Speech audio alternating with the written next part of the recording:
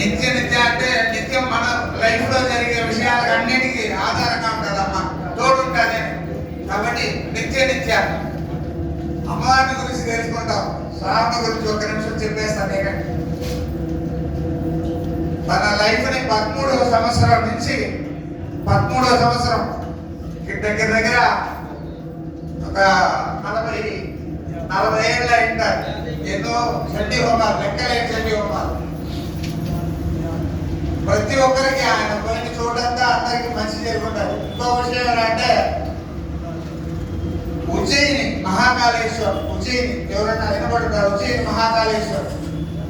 మహాకాళేశ్వర్లో శివభస్మం చేస్తారు. శివభస్మంతో అభిషేకం చేస్తారు. ఆ కాష్టంలో పిండి కాలుతా ఉంటుంది. ఆ భస్మం ఎత్తుకొని వచ్చి స్వామికి అభిషేకం చేస్తారు.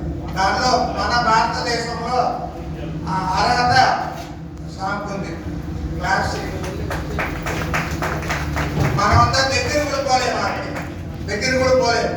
అటువంటి చోట ఆ కాష్టాన్ని పోయి ఆ భస్మాన్ని ఎత్తుకొని వచ్చి స్వామికి అభిషేకం చేసే దానిలో స్వామి అక్కడ సెలెక్ట్ అయినారు. అక్కడ ఇప్పుడు సంవత్సరం 2 సార్లు 3 సార్లు పోయి అక్కడ అభిషేకాలు చేసుకుంటారు స్వామి లోకక్షేమార్థం. ఇంతవరకు స్వామి చేసినంత లోకక్షేమార్థం తనకే నేను చేసుకోవడానికి. కాబట్టి అటువంటి ఆయనకి ఆ మహాభట్టారిక పరిపూర్ణ అనుగ్రహాన్ని ఇవ్వాలని ప్రార్థన చేసుకుంటూ మీకందరికీ ఆయురారోగ్య ఐశ్వర్య భోగవాక్యం ఇచ్చి సదా సర్వకాలం అమ్మవారు తోడున్నారు. అమ్మ చెప్తాది, ఒక్క అడుగు ఎత్తిపెట్టు, నేను 100 అడుగు నీ ముందర ఉంటానంటారు. ముందు వెనకాల పక్కన ఆకాశం కింద మొత్తమే అమ్మ. అమ్మ అంటే ఏమంటే అమ్మ అంటే అమ్మ అంటే ప్రేమ పంచి పెట్టేది అమ్మ వల్లే అవుతుందే కానీ వేరే ఎవరి వల్ల కాదు. కాబట్టి ఆ ప్రేమని పరిపూర్ణంగా మనం తీసుకోవాలంటే శరణాగతి. మనశ్చేత లగ్నం తదక్యం.